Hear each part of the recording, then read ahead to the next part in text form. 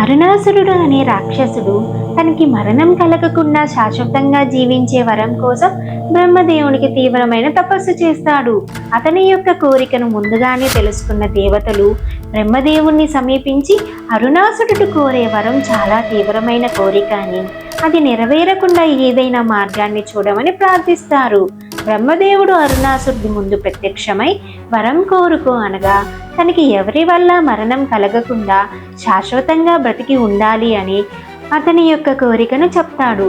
బ్రహ్మదేవుడు అలాంటి కోరిక నియమాలకు విరుద్ధమని, దానికి బదులుగా ఏది అయినా మరి యొక్క వరమును కోరుకోమని చెప్తాడట. అరుణాసురుడు ఎంతగానో ఆలోచించిన తర్వాత 2 కాళ్ళు లేదా 4 కాళ్ళ జీవుల వల్ల తనకి ఎప్పటికీ మరణం కలగకూడదని వరాన్ని ప్రసాదించమంటాడు. తదాస్తు అని వరాన్ని ప్రసాదిస్తాడు బ్రహ్మదేవుడు.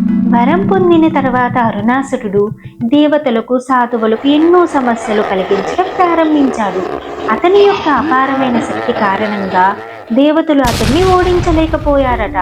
దీనితో వారు దుర్గాదేవి వద్దకు వెళ్ళి తమను రక్షించమని ప్రార్థించగా అగ్నిలో నుంచి ఉద్భవించిన దుర్గాదేవి భ్రమరి రూపాన్ని తీసుకుంటుంది.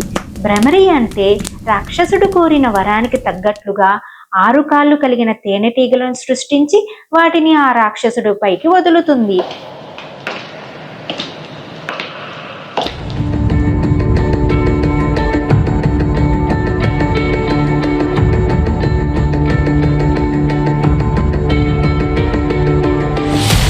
తేనెటీగల దాడికి అరుణాసుర రాక్షసుడు మరణిస్తాడు.